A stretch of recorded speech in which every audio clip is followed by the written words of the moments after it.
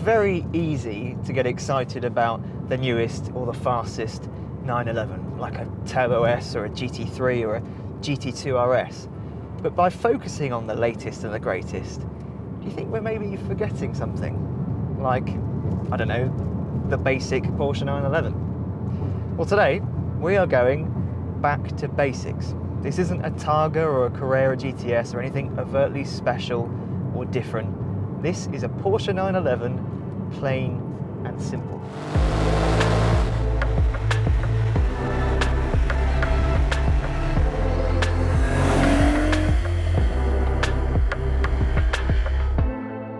This is a 992 generation 911 Carrera.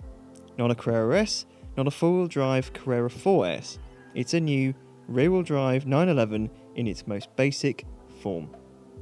It has a 3-litre turbocharged flat 6, itself an area of controversy for some, with 380 PS at 6,500 RPM and 450 Nm of torque from 1,950 to 5,000 RPM. Compared to the turbocharged engines of the 991.2, the turbochargers are larger and use electronically controlled wastegate valves. The positioning of the turbos has changed and there are new injectors. The engine is, of course, out over the rear axle. Classic 911. The chassis isn't classic 911 though, and uses less steel, more aluminium and more composite materials, which, combined with the new manufacturing processes, makes it the strongest 911 structure ever.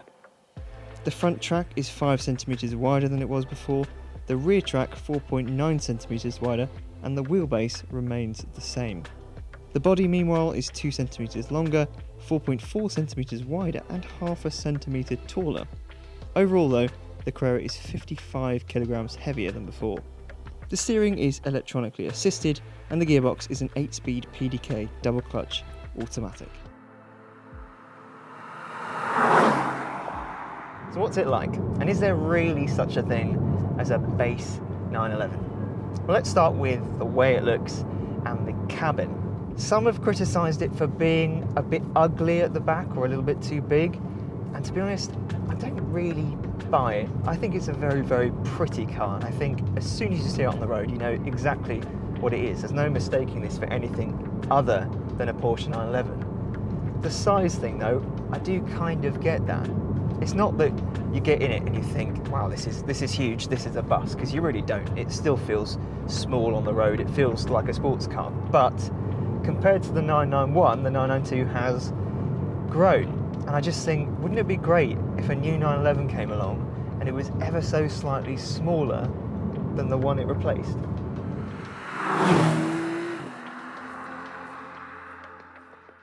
The cabin, on the other hand, it's exactly what you'd expect from the Porsche 911. The driving position is spot on. You can get yourself nice and low, you can adjust the steering wheel perfectly. Just everything about the way you sit works. And also everything else in the cabin works. There's nothing that squeaks or rattles. The material quality is excellent. Everything is where you'd expect it to be. One big change for the 992 from the 991 is the fact that rather than having a number of dials, you've only got one physical dial, and either side of that you've got other customizable screens essentially. So I can see the speed, I can see my oil temperature, engine temperature, stopwatch, G-meter, the time, mileage, all that jazz. There's loads of stuff that you can see. The navigation too. Oh, and this being an 911, you've got 2 seats up front. You've also got 2 seats in the back. I wouldn't recommend putting fully grown adults in the back, but maybe your kids or people who are slightly shorter, like me, maybe.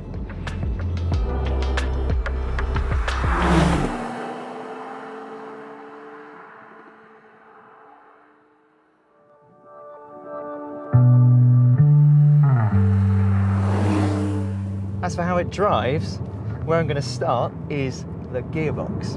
And with the basic 911 Carrera, you cannot have a manual gearbox. You can only have an 8-speed PDK. That seems a little bit strange to me, because a manual gearbox surely is what many would consider to be the basic gearbox, whereas an automatic is something that you would pay a bit of extra money for.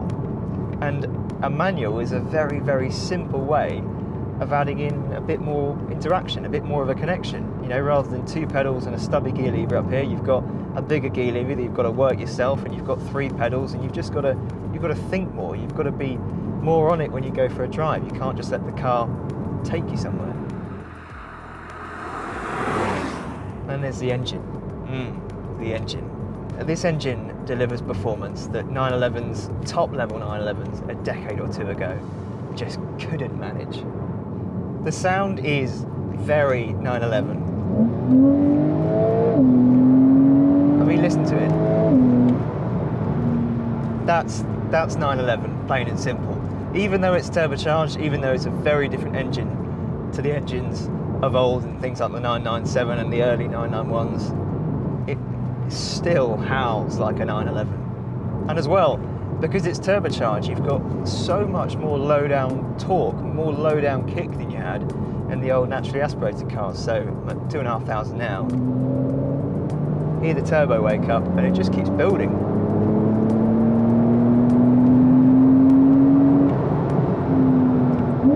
Yeah, that's a proper engine. Still very 911.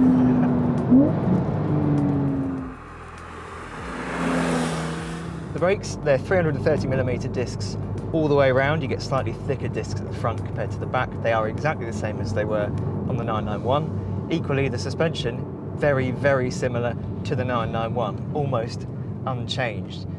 And the result is you've got incredible stability, you've got very good ride quality, and we've got Porsche Active Suspension Management, or PASM, as you would have heard people say before.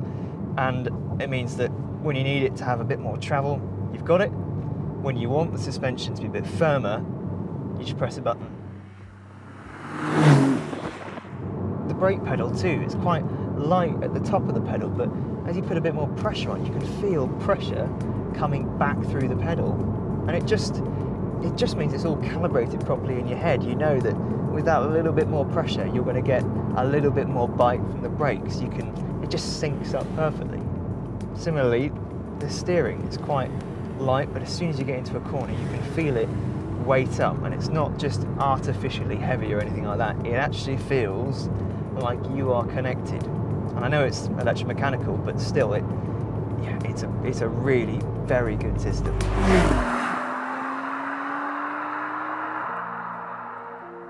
Does anything about this car feel like a basic experience then, as a base 911?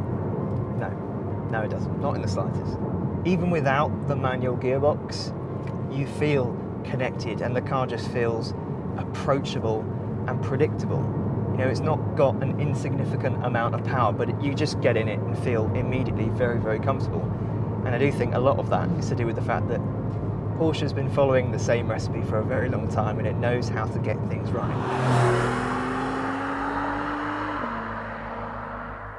And I think because of that, as good as other tiers of 911 are, you should not overlook the 911 Carrera.